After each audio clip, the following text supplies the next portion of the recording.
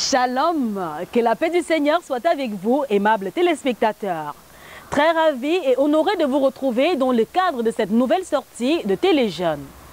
Certainement, vous ne l'avez pas vu passer, le 6 mars 2018, c'est célébré la journée internationale de la radio et la télévision en faveur des enfants. Mais cette fête s'est célébrée sans trompette ni tambour battant car 8 mars, journée internationale consacrée aux droits de la femme, oblige. Pourtant, lors de cette journée, les Nations Unies demandent aux médias que sont la radio et la télévision de consacrer leurs programmes aux jeunes afin de les animer en lieu et place des professionnels. Sachons-le, la prochaine journée internationale de la télévision et de la radio se célébrera en 2019. 6 mars 2019 est donc une date à retenir. Encore du zeste de la célébration de la fête nationale de la jeunesse dans cette émission. Pour preuve, nous nous intéresserons au Parlement des jeunes tenu au Palais des Verts d'Ongo-Ekele à la veille de la célébration de la fête de la jeunesse. Ensuite, nous irons dans la région de l'Ouest, département de la Menoie, plus précisément dans la ville de Tchang, à la découverte d'un jeune start-upper qui pense que même dans les petites métropoles, l'on peut bien bâtir sa vie. Enfin, nous allons retrouver notre reporter Cyril Etogo et ses invités pour nous entretenir sur l'économie numérique. Voilà ainsi présenté l'ossature du menu de l'émission Téléjeunes de ce jour. Ne bougez pas, retrouvons-nous juste derrière le générique.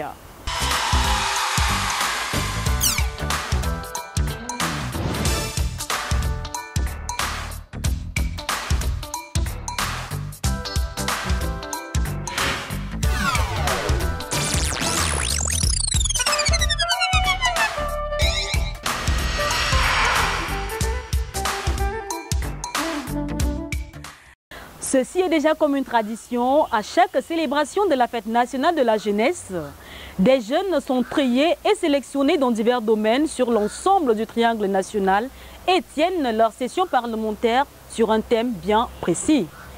Pour ce qui est de la session parlementaire des jeunes de cette année, le thème retenu est économie numérique 2 points, formation, développement, accompagnement des jeunes et perspectives d'emploi et auto-emploi.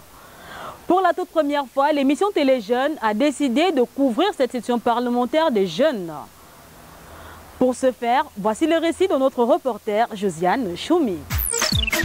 Moi, c'est Jenna Boulacro, à la région de l'extrême nord. Base au Loi Désiré Marie, de la région du centre. Et je suis l'honorable Ndimba Léonie Asrela, du département du Djei-Lobo. Moi, c'est Mempan Live Gaël, du département du Oignon. Député jeune Njome Daniel de la région de l'Ouest. Honorable Samuel Aboubakar de la région de la Damawa. Honorable Louis Bessinga from Southwest Region, Jan Division.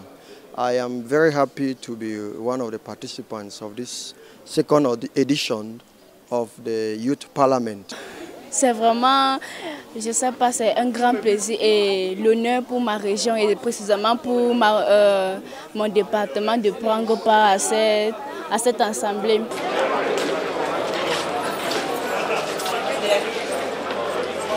Le lieu où je me trouve, c'est l'Assemblée nationale du Cameroun. En cette célébration de la 52e édition de la Fête nationale de la jeunesse, se tient actuellement la deuxième session du Parlement jeunesse.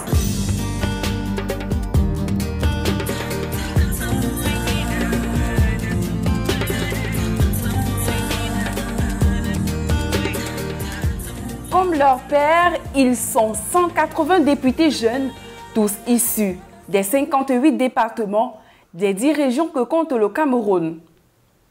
Ils ont été sélectionnés selon plusieurs critères. Être âgé entre 20 et 35 ans, avoir des connaissances en TIC et être un artisan de l'économie numérique. The Youth Parliament is a program that started last year. The main objective is, first of all, to bring young people together, to live together, to enhance that national unity and the national integration, and to see how decisions are being taken and how they themselves can participate. Toutefois, Monsieur le ministre, nous les jeunes, nous constatons qu'il y a très peu d'initiatives de communes et communautés urbaines qui portent sur la jeunesse, notamment l'insertion socio-économique des jeunes. Aux membres du gouvernement présents à cette deuxième édition parlementaire, ces députés jeunes vont poser des questions aussi pertinentes qu'embarrassantes. Attendre une faculté ou une université dédiée aux nouvelles technologies de l'information et de la communication. L'étudiant qui n'a pas accès au cyberespace planétaire de la connaissance et se contente uniquement de ses notes de cours dans le cadre de l'enseignement analogique classique est fortement limité dans sa quête du savoir. Après avoir écouté tous les ministres, le ministre de la Jeunesse, le ministre de l'Enseignement supérieur, qui nous a pris tous à témoin de ce que tout à l'heure nous allons nous rendre à l'aéroport pour réceptionner de nouveaux ordinateurs. Je dirais simplement à notre jeunesse de ne pas céder à la polémique. Excellence, Madame le ministre, comment avez-vous jugé la quintessence même des questions des jeunes députés aujourd'hui? Non, je pense que les députés sont au fait de l'actualité et ils posent des questions pertinentes pour le développement de notre société et leur contribution pour qu'on puisse tous participer à ce développement. Et ils sont très conscients du fait que la jeunesse est l'avenir de demain et je pense que toutes leurs questions étaient pertinentes. Recommandement, une meilleure structure et un meilleur encadrement pédagogique, financier, matériel et administratif de l'enseignement de l'informatique dans les établissements scolaires. Au menu de leurs échanges, des messages et des recommandations. Les messages que le gouvernement a délivrés, les messages que nous avons portés à l'endroit du gouvernement, c'est les messages qui sont vraiment très importants. Aujourd'hui, nous sommes dans un monde où la mondialisation, où l'émergence court à 10 pas d'avant. Il est de notre temps pour s'arrimer aussi pour répondre à ces exigences-là. Et ces exigences-là, aujourd'hui, on répond à ces exigences grâce à l'économie numérique, donc à la technologie de l'information et de la communication. Donc sur cet aspect-là que nous avons interpellé le gouvernement pour voir quelles sont les mesures ou quelles sont la politique dans la mise en œuvre pour consolider, pour rattraper d'abord notre retard dans ce domaine et pour répondre aussi aux exigences de cette mondialisation à travers la nouvelle donne sur le marché. En guise de souvenir, des parchemins et cadeaux leur ont été remis. Et c'est cette photo de famille qui a mis fin à cette deuxième session parlementaire jeunesse présidée par le premier vice-président de l'Assemblée nationale, Hilarion Eton. Les impressions sont bonnes. On a essayé de trouver des solutions par rapport à l'économie numérique. On essaie d'améliorer les conditions des étudiants, des entrepreneurs. Très grande satisfaction parce que grâce à cette session 2018, j'ai beaucoup appris et j'ai la pleine conviction que la jeunesse sera réellement davantage impliquée dans le processus de construction du Cameroun. Nous sommes satisfaits de la formation que nous avons pu en avoir, qui sera relayée plus tard dans nos différentes circonscriptions, dans nos régions. Depuis le Palais des Verts de Ngouaïkele, je suis Josiane Choumi pour Téléjeunes. C'est encore une autre piche de notre reporter Josiane Choumi. N'allez pas nous demander les critères de sélection de ces députés jeunes. Mais pour ceux qui veulent arborer l'écharpe de jeunes députés pour la prochaine fête de la jeunesse, prière de vous rapprocher des services ou délégations du ministère de la Jeunesse et de l'Éducation civique. Vicky Durel-Noupo se compte parmi ces rares jeunes qui ont cru en leur cher et beau pays, le Cameroun, cru en l'économie numérique, cru que l'on peut partir d'une grande métropole telle Douala ou Yaoundé et aller installer son business dans une petite ville et réussir. Parti du Nigeria voisin pour revenir s'installer au Cameroun dans la ville de Tchang, il est un exemple de réussite. Il partage avec nous son expérience, sa vision et surtout son parcours. Sans plus attendre, suivons-le.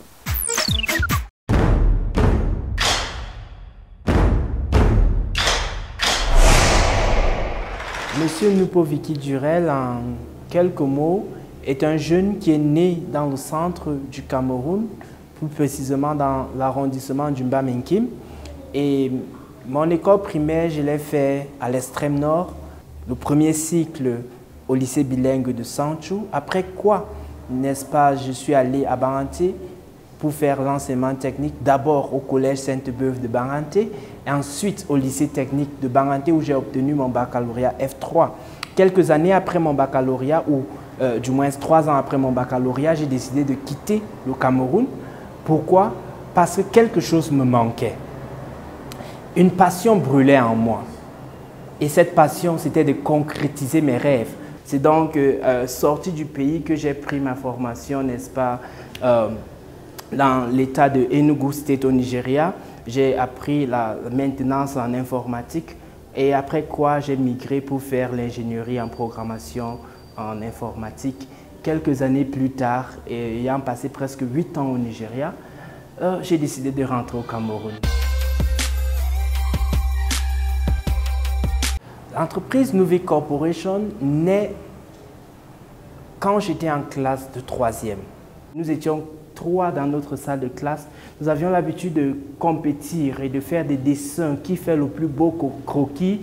Et nous avions l'habitude de dessiner les marques Nike, Kappa et autres. Et un jour, je lance un défi. Je dis, mais tiens, est-ce que nous allons passer le temps à copier les marques qui existent déjà? Créons une marque. Et là, j'ai tout de suite créé une marque que j'ai nommée Nuvicstar. Et cela fait tellement d'écho que tout le lycée, presque tout le lycée, m'appelait par ce nom, Nuvicstar.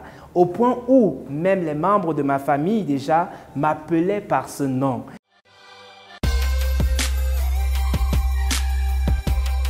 Nouvelle Corporation a pour vision principale de galvaniser la jeunesse camerounaise, promouvoir l'auto-emploi et, n'est-ce pas, introduire ou favoriser l'exploitation de l'économie numérique en général. L'un des aspects de notre vision, c'est d'accompagner le gouvernement camerounais, n'est-ce pas, à réduire le taux de chômage au Cameroun.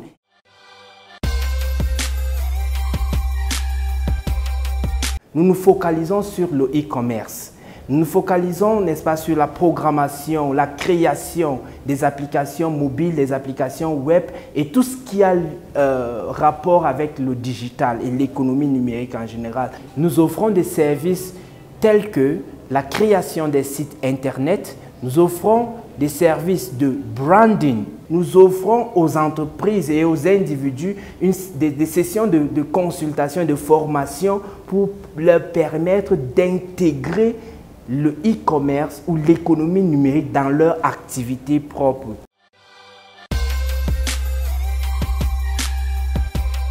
Le premier ordinateur que j'ai utilisé, c'est un ordinateur qu'aujourd'hui, je ne peux même pas imaginer si quelqu'un peut l'utiliser.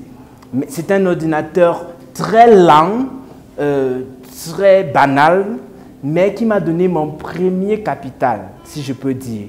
Parce qu'avec cet ordinateur, banal qu'il soit, j'ai eu mon premier client à distance, sans même jamais le voir. J'ai fait mes premiers mois de Nouvelle Corporation dans ma chambre, ou du moins dans mon salon, parce que j'étais dans un studio, un chambre, un salon. C'est là où j'ai eu mes premiers marchés. Après quoi, n'est-ce pas, les bénéfices que j'ai pu accumuler m'ont permis de m'installer comme je suis présentement. Donc, aucun financement du gouvernement, aucun financement étranger que ce soit.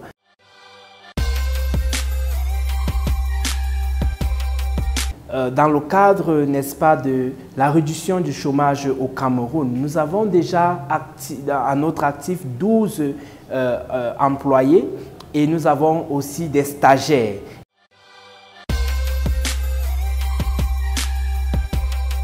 La ville de Tcham, parce que je la vois comme une ville très stratégique avec un très grand potentiel.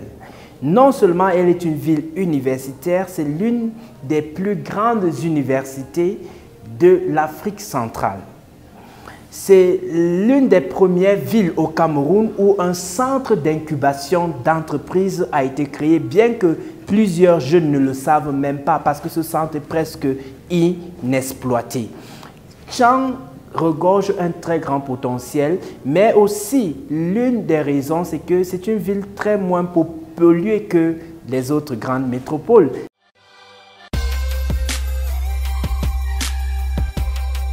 Le premier message que je voudrais passer à la jeunesse camerounaise qui envisage entreprendre, n'est-ce pas, dans quelque domaine que ce soit, c'est d'oser. N'ayez pas peur, faites le premier pas, approchez-vous de ceux qui ont déjà fait le premier pas et demandez des conseils. Et fuyez ceux qui vous découragent. Si la jeunesse qui m'écoute peut s'engager, n'est-ce pas, dans l'entrepreneuriat, je crois que nous allons cesser de voir les Camerounais mourir, n'est-ce pas, dans les mers en Europe. Restons toujours dans le cadre de l'économie numérique. S'inspirant du thème de la session parlementaire des jeunes de cette année qui est économie numérique 2 points, formation, développement, accompagnement des jeunes et perspectives d'emploi et d'auto-emploi, nous nous sommes posé la question de savoir si l'économie numérique peut être une solution au problème criard de l'employabilité des jeunes. Tentative de réponse donc dans cet entretien mené de main de maître par notre reporter Cyril Etogo. Au Cameroun, la question de l'emploi jeune reste assez préoccupante. Mais s'il y a un secteur sur lequel il faut davantage compter et s'appuyer pour résorber ces problèmes, c'est bel et bien celui de l'économie numérique. Lors de la deuxième session parlementaire du Parlement jeunesse, le thème retenu était économie numérique, formation, développement, accompagnement des jeunes et perspectives d'emploi et d'auto-emploi. Autour de moi, un expert en économie numérique et par ailleurs PDG de l'entreprise Adam e-Business Space. À ma droite, le député jeune Richard Zinzi. Monsieur Adamba, en tant qu'expert en économie numérique, c'est quoi l'économie numérique? Nous pourrions dire tout simplement l'économie numérique, c'est l'échange de biens et de services via Internet et pas de monnaie virtuelle. Tout simplement parce que l'économie numérique n'est pas une économie nouvelle, mais c'est d'abord l'économie classique telle que nous la connaissons, mais ce qui change ici, c'est le terrain sur lequel les échanges s'opèrent. Dans le classique, nous sommes sur un terrain physique. Dans le numérique, ce sont les mêmes personnes qui échangent, mais sur un terrain invisible, non palpable, virtuel, si vous voulez, sur Internet. C'est pourquoi on parle d'économie numérique. Au vu du thème sus-évoqué, quelle est l'appréciation que vous faites? Ce thème a été choisi en raison d'un constat. Nous sommes partis du constat selon lequel il existe une fracture entre la jeunesse de la zone rurale et celle de la zone urbaine. Et il y a également la nécessité d'accompagner les jeunes, les start-up des jeunes dans le cadre de l'économie numérique et également l'utilisation irresponsable des réseaux sociaux par les jeunes. Lors de cette session parlementaire, nous avons donc posé un ensemble de problèmes relativement au thème choisi. Dans les zones rurales, il y a un manque d'infrastructures, d'encadrement dans le secteur de l'économie numérique. Si on prend par exemple le cas des établissements d'enseignement général, il n'y a pas de salle multimédia. Et quand même il y en a, il n'y a pas d'infrastructure pour accompagner, n'est-ce pas, les jeunes dans le cadre de l'économie numérique. Et avec vous, M. Adamba, pensez-vous que l'économie numérique aujourd'hui peut résoudre ce fameux problème de l'emploi jeune? Son Excellence, M. Paul Biya, il a dit que c'est une niche d'emploi. Quand on parle de l'économie numérique, on parle aussi de la robotisation, on parle du commerce en ligne, on parle de l'école à distance, on parle un peu de finances, donc des monnaies cryptées. Donc c'est suffisamment vaste, c'est pourquoi on parle de la 4e révolution industrielle. L'économie numérique peut résoudre le problème de l'emploi. Richard, nous voulons davantage comprendre, vous avez été face aux membres du gouvernement. Quelle est la doléance que vous, en tant que député jeune, vous leur avez posée de manière globale? Au sortir des assises avec les membres du gouvernement, nous les avons recommandé une meilleure structuration et un meilleur encadrement pédagogique, financier, matériel et administratif de l'enseignement de l'informatique dans les établissements d'enseignement secondaire et universitaire. Voyez-vous, avec le secteur du numérique, on peut échanger des informations avec des jeunes des autres universités, des autres écoles dans d'autres pays. C'est votre cas déjà? C'est déjà mon cas. On a la possibilité de faire des cours à distance avec des jeunes de l'université de Paris 4, de Sorbonne et autres. Ah, ça fait de vous un fan de l'économie numérique?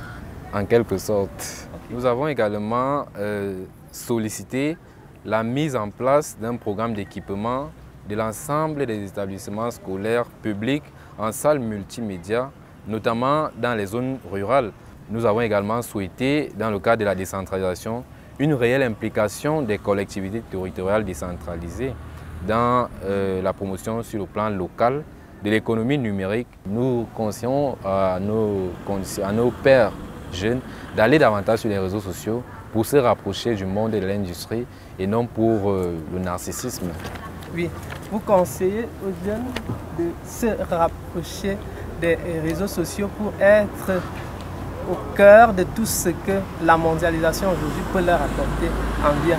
Et avec vous, M. Adamba, l'économie numérique paraît-elle comme un avantage aujourd'hui pour davantage résoudre ce problème de l'emploi jeune? Il y a près de 300 milliards de dollars qui pilulent dans la toile. Donc, ce que nous pouvons dire à nos confrères africains, camerounais, c'est que il faut d'abord se former dans le domaine.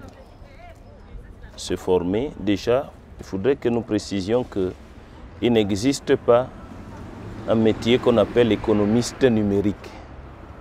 L'économie numérique est un chemin, est une voie par laquelle, quel que soit le secteur d'activité dans lequel vous œuvrez, vous pouvez trouver votre compte parce que c'est un accélérateur de croissance. Accélérateur de croissance, qu'est-ce que le téléspectateur qui nous suit à cet instant doit comprendre par là? Par accélérateur de croissance, nous voulons tout simplement dire que si vous avez envoyé une lettre par la poste à quelqu'un, ça va prendre des semaines, mais si vous lui envoyez une lettre, un courrier électronique, c'est en fraction de secondes. Alors, si vous prenez une activité classique et que vous amenez cette activité dans le domaine du numérique, forcément, il y aura un changement, il y aura une accélération dans ce que vous faites. Je donne un exemple. Un coiffeur qui a son salon de coiffure dans un coin de rue, il faudrait que j'aille cogner le pied là-bas, me baladant pour savoir qu'il est là. Par contre, s'il dit à Facebook, dites aux populations de Yaoundé que je coiffe, voici mon salon avec quelques images et tout, par jour, il y aura 30 personnes à coiffer au lieu de 3 personnes. Voilà en quoi c'est un accélérateur de croissance. Donc nous disions, d'abord la formation pour comprendre comment ça marche. Avec les réseaux sociaux, nous pouvons obtenir des possibilités de faire de la publicité à bas coût. On a la 52e fête de la jeunesse. Avec les députés, nous leur avons démontré comment, à partir de zéro, on peut arriver à des sommités avec l'équation ordinateur plus Internet égale argent. Au lieu de jouer Zoom toute la journée, il y a des clics payants. Nous avons démontré toutes ces choses et ça ne coûte absolument rien. Ils peuvent le faire à partir de leur smartphone, gagner 25 000 francs par mois. Ça, ce n'est pas dans e-business qu'ils le gagnent, c'est gratuit. Ils peuvent le gagner. Alors, si l'occasion se répète 10 fois, le gars aura 250 000, il n'a pas demandé ça à son oncle. Okay. Richard, avec M. Adamba, nous avons pu saisir que Internet regorge de beaucoup de potentialités.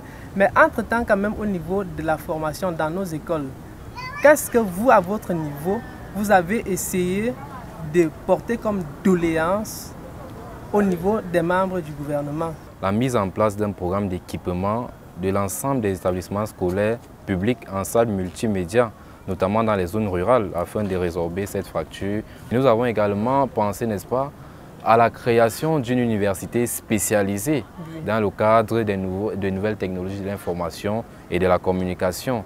Et nous voulons profiter de cette occasion pour remercier le chef de l'État par rapport au don des 500 000 ordinateurs. Mais nous voulons davantage interpeller le chef de l'État au sujet du Wi-Fi, de l'espace Wi-Fi.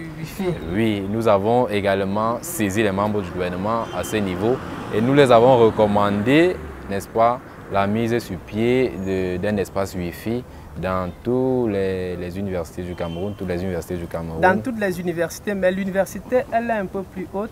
Et vous, qu'est-ce que vous pouvez dire à ces jeunes-là qui continuent de se plaindre et à ces jeunes-là également qui continuent de chasser un matricule à la fonction publique? Nous ne pouvons pas dire à la jeunesse de ne pas se former et de ne pas s'engager dans la fonction publique parce que ça, c'est d'abord l'âme même de l'État. C'est là-bas que tout se passe avant que nous, le privé, nous venions apporter une petite pierre d'édifice. Le problème du Wi-Fi, Adam e-Business est en discussion avec un partenaire qui peut donner une connexion de 240 000 personnes connectées sur un hotspot sans que cela vacille. Est-ce que cette possibilité à votre niveau peut également être faisable au niveau des zones reculées, les zones rurales?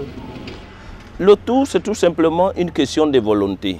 Que ce soit dans la zone urbaine ou une zone rurale, nous voulons simplement dire que nous ne pouvons pas laisser le gouvernement porter tout sur la tête comme si nous n'étions pas des Camerounais. À l'Assemblée nationale, j'étais avec eux, ils ont posé le problème d'ordinateur.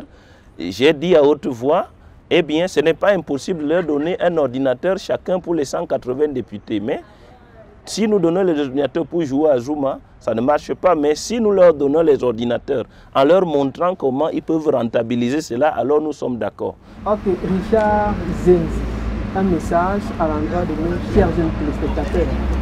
Voilà, en tant qu'ambassadeur de bonne volonté, je dirais juste à mes pairs d'utiliser les réseaux sociaux de manière responsable. À la suite de Richard, M. Adamba, un conseil également pour nos chers jeunes téléspectateurs. Merci pour avoir côtoyé le domaine déjà pendant un bon bout de temps. J'aimerais dire à mes chers téléspectateurs, Internet est un couteau à double tranchant. Il faut donc pouvoir s'outiller par des formations et surtout la bonne foi et le patriotisme pour ne pas faire d'Internet un outil destructeur.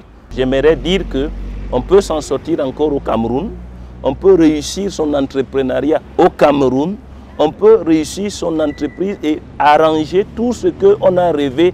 Chers téléspectateurs, vous l'aurez appris autant que nous ici à l'esplanade de l'Hôtel de Ville.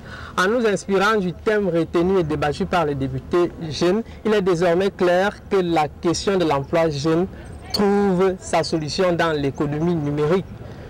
Thème que nous avons eu, pour lequel nous avons eu des éclairages grâce à nos deux invités. Sur ce, nous vous disons merci. Vous avez été très nombreux à nous suivre. Pour cela, nous vous disons merci, merci et encore merci de votre aimable fidélité. Priez, priez sans cesse pour que nous ayons toujours de l'énergie pour mieux vous satisfaire à chaque fois. Si vous nous voyez, n'endurcissez pas vos cœurs. Venez rejoindre l'équipe de l'émission Téléjeunes, que vous soyez adulte ou jeune. Il y a à faire pour tout le monde. C'est par ces paroles que nous refermons les portes de ce numéro Téléjeunes. Abonnez-vous à notre chaîne YouTube Téléjeunes officielle pour revoir toutes nos émissions. Laissez-nous vos remarques et suggestions sur notre page Facebook et n'oubliez pas de consulter notre compte Twitter. S'il y a quelque chose à retenir, c'est ceci.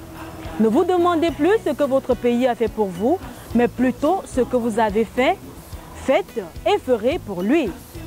C'est par ces paroles que nous vous quittons et vous souhaitons une agréable journée. D'ici là, rendez-vous au 113e numéro Téléjeunes. Ciao, ciao, ciao. La liberté sont les biens de cette nation.